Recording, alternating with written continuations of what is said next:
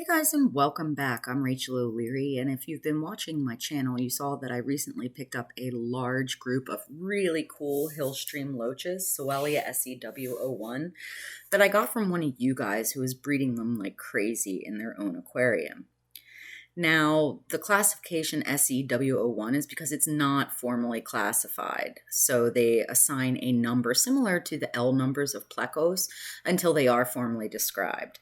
But the care of these Sewellia is basically the same as all the other Sewellias. And I've done species spotlights and shown some sexing videos of those in the past that I can link to in the cards of this video.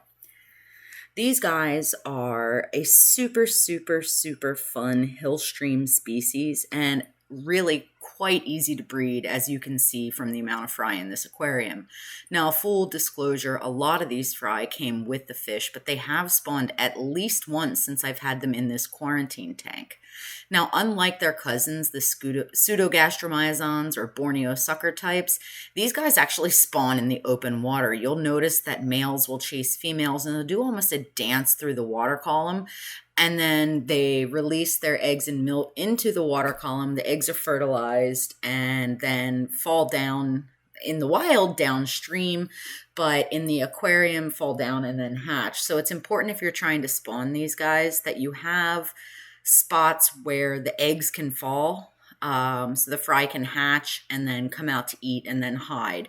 Now, they don't really predate on their babies, but these guys, like most grazers, do explore with their mouths. So having areas where the eggs can hide and the fry can hide is really useful. In this quarantine tank, I was actually absolutely shocked that these guys spawned, because I don't really have the substrate that I would normally use. Like, normally I would have a very fine gravel substrate, very smooth 3 to 5 millimeter gravel substrate that would allow for the eggs and fry to hide between them and then feed on the biofilm. Instead, I'm using these Calvis caves, which are designed for breeding cichlids, and generally you would orient them up and down, but I had a bunch of them laying around and I stuck them in here just to provide spots for everybody, and it seems as though they've turned out to be an excellent spawning situation for these fish. Now, in the future, I do plan to have a discount code for you guys for these particular caves, so make sure you're subscribed and stay tuned for that. These fish come from central Vietnam, and Sewellia in general are probably the easiest loach to breed, as evidenced by this aquarium. They do have a few very specific requirements. One, as I mentioned, they're grazers, meaning these guys love to have a lot of biofilm and aufwuchs to graze on. Aufwuchs is the algae and microcrustaceans that grow upon surfaces in rivers and generally fast-moving waterways. But I find that Sewellia in general are extremely easy to supplement. Of course, I do have the lights cranked on this tank, and you can see that growth of algae on all of these caves, but I supplement them with frozen baby brine and even Sarah Onip, and they're not at all particular.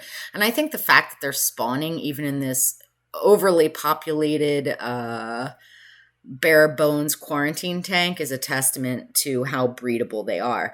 Now, they do have some high oxygen needs. That doesn't necessarily mean that you can't keep them with a sponge filter, because I'm obviously doing that here, but this aquarium is only about 70 degrees, which means the dissolved oxygen is quite high even with just the bubble output.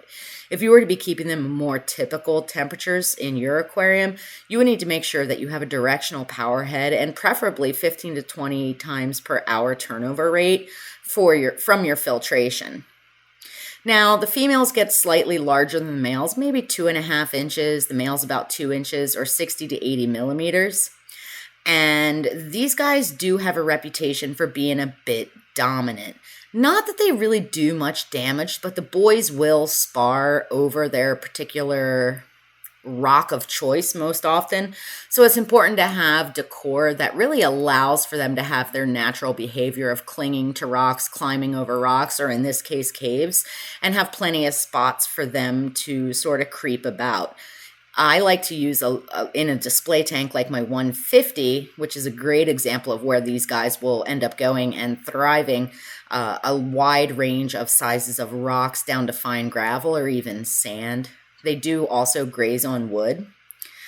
In the wild, they come from super fast moving waters, which is probably why they spawn in the open water, so that the eggs can be blown downstream where they have a better chance of hatching.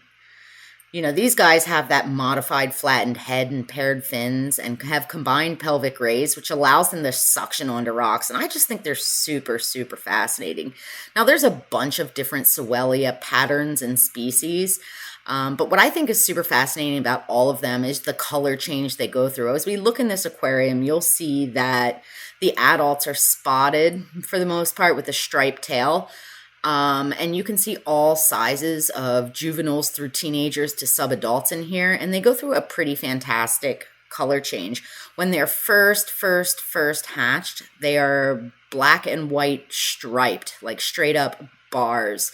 And then as they put on size, you'll see them the patterns start to close until they finally get that adult coloration. Regardless, I think that these are one of the most versatile of the Hillstream species in that they're easier to feed than a lot of them. They actually ate all the BBA in this tank. I was doing that experiment, utilizing that product to deal with the cyanobacteria I had in this aquarium. And within a day of adding these guys to this aquarium, they'd eaten it all. So that experiment will have to be waylaid for a future video if I get that algae again. Anyway, I just think these guys are really cool, super versatile, obviously quite breedable, and a really excellent fish for someone who's curious about trying one of these Hillstream species. These are ones that I do think you could fit into more of a community setup as long as you take into consideration those oxygen and feeding needs. As always, I want to hear from you guys. What do you think? Let me know down in the comments and stay tuned for more videos. As always, thank you for your continued support.